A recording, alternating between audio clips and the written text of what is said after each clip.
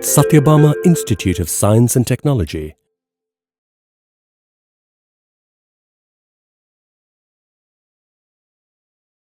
Welcome. This is Dr. Veena K from Satyabama Institute of Science and Technology. I'm going to take you a small lecture on cyber forensics, tools and techniques. The agenda for today's lecture is on definition, introduction to cyber forensics, tools, techniques, and then we will go to the conclusion. So first is we will see what is this cyber forensics. So cyber forensics is when some crime has been committed, so there is a procedure to do the investigation. So for doing this investigation, we have to follow some protocols, and then there are some various tools and techniques by how you can do the investigation. So normally what is done is, so you can tell cyber forensics as it is a end-to-end investigative process. So in this process what we do is we do first the data acquisition, analysis, and then the document. So what is required? Only that we do, only that the data is collected, and then from that data whatever is taken we do the analysis, then then it is documented. Then after that what is done is whatever is relevant to that particular crime, it is given in the court, and then the trial will take place. So these are the various tools that are available where you can download and do your investigation. These are the open source tools that are easily downloadable in the internet. You can just download it, install it in your system, and then you can just work on it. These are the various tools like Wireshark, Nmap, Oxygen Forensic Suite, Sleuthkit, SIFT, Volatility, Free Hex Editor, MBT, Autopsy, and FAW. So now in this just I have given it 10 open source tools, but there are many open source tools. You can just see the latest techniques.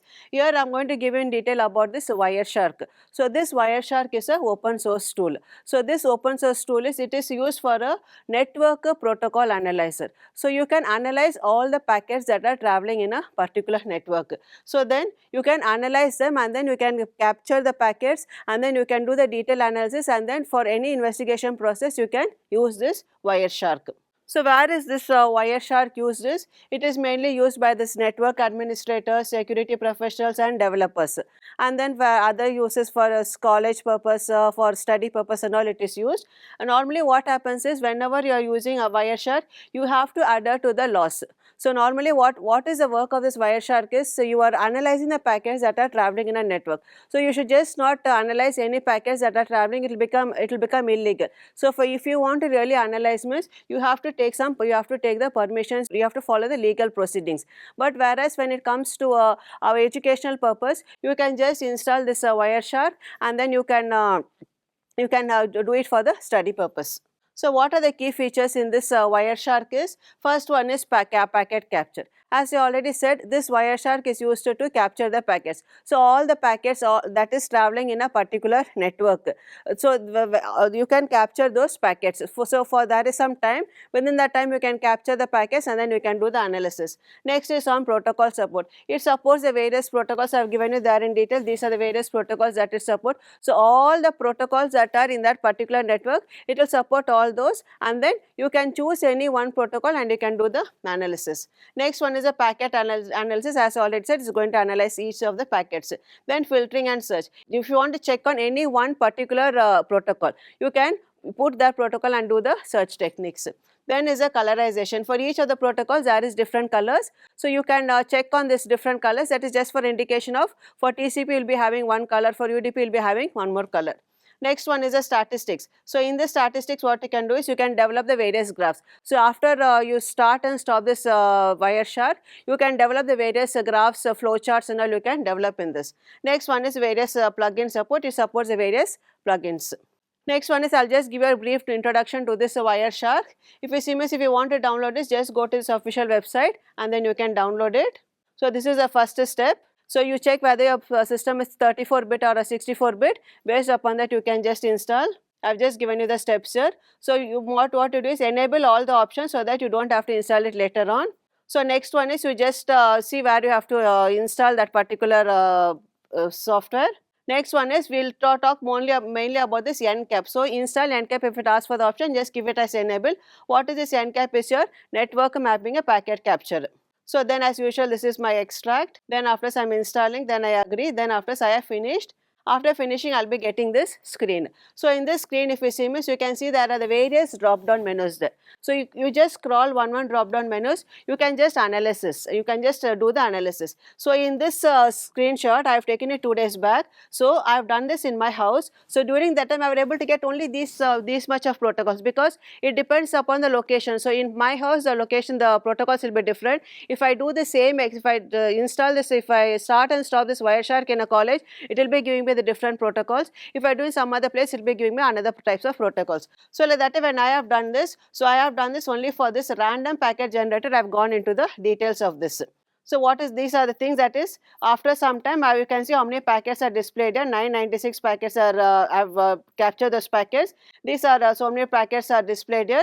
So this, in this area, it gives me the details of all that packets that are captured. It gives a source, a destination also. You can see here the protocol here is only USB, because I said, as I already said, I have done this in my house. So this is a protocol, is only USB. Here the source and destination are nearly the same, because there are no much network packets in this. So these are all the junk data that was available.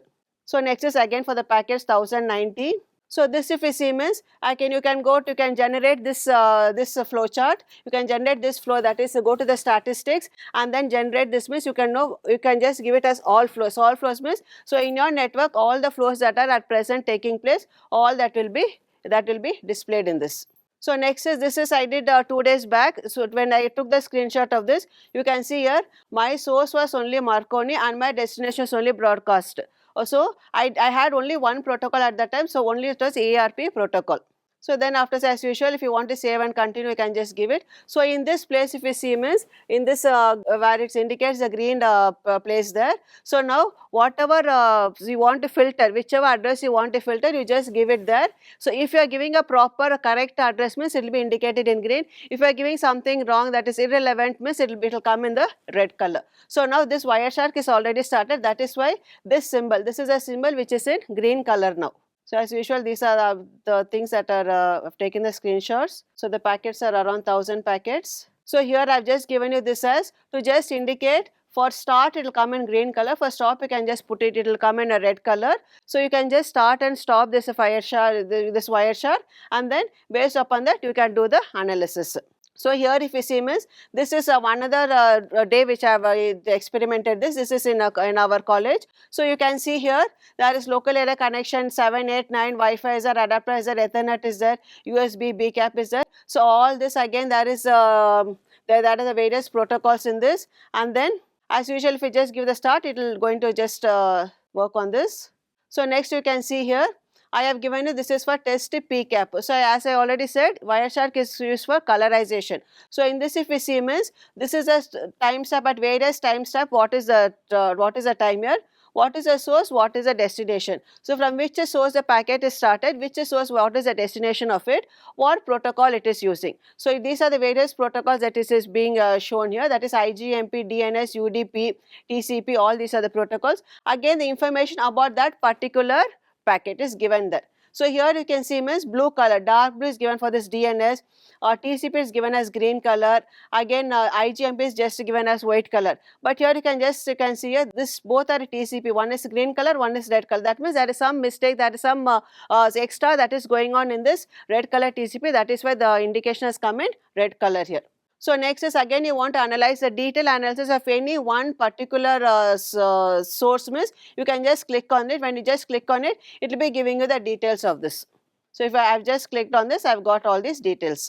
So normally what happens is, so whenever you want to do this Wireshark for your college or you want to do it anywhere, means, so that time what you do is, in your, if suppose it is a lab, ask all the students to just start and stop this Wireshark, then only all the packet capture will be there. Suppose you are doing it individually, means you will not be having much of the packets, only 1 or 2 packets will be available. Sometimes there will be no any packets to capture. So now if you are doing it in a college, means if you ask all of them to start this Wireshark, means that time you will be able to get more of the, you will be able to capture more of the packets. So this is, a Wireshark is normally used for to determine what is the nature of that packet, what data is traveling in one particular source to another source. So normally this Wireshark is used for this experimental purposes and is also used for this crime analysis. Thank you then.